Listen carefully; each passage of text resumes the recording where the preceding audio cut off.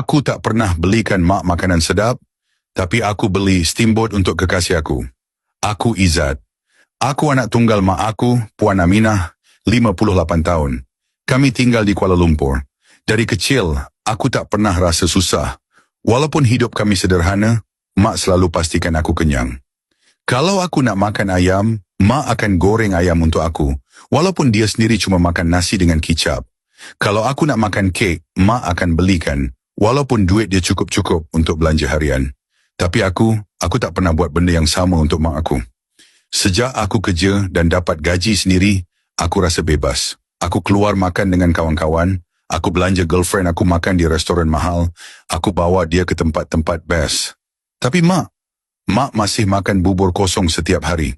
Bukan sebab dia tak ada duit, tapi sebab dia nak simpan duit untuk aku. Aku tahu mak selalu sorot duit dalam tabung kecil atas almari.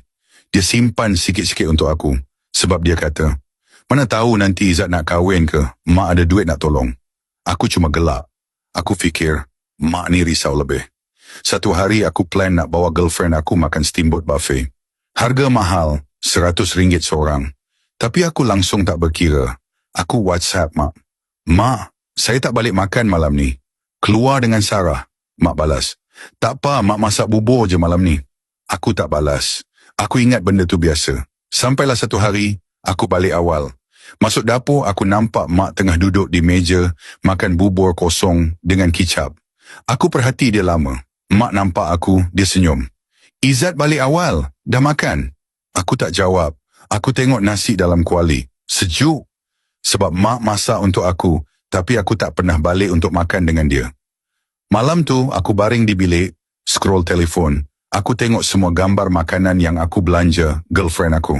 Steamboat, sushi, western, semua mahal-mahal. Tapi mak aku, bubur kosong dengan kicap.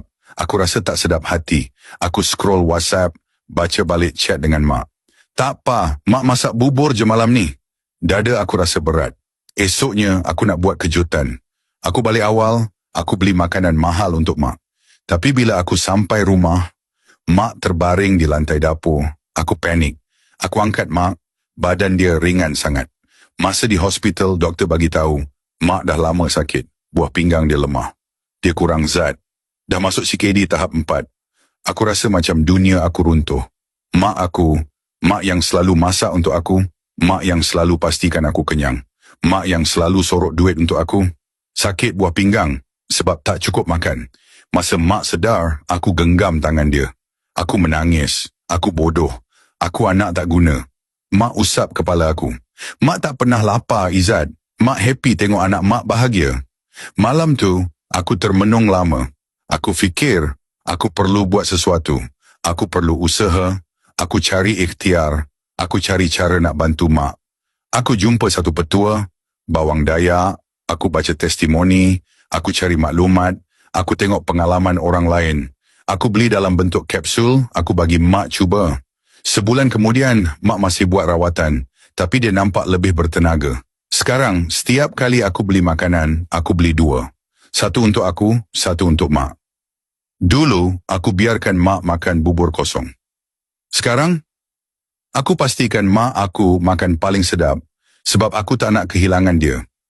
Kalau kau boleh belanja orang lain, makan mahal, kenapa kau tak boleh buat benda yang sama untuk mak ayah kau? Jangan tunggu sampai mereka terbaring sakit, baru kau nak sedar. Jangan jadi macam aku, anak yang sedar bila semuanya hampir terlambat.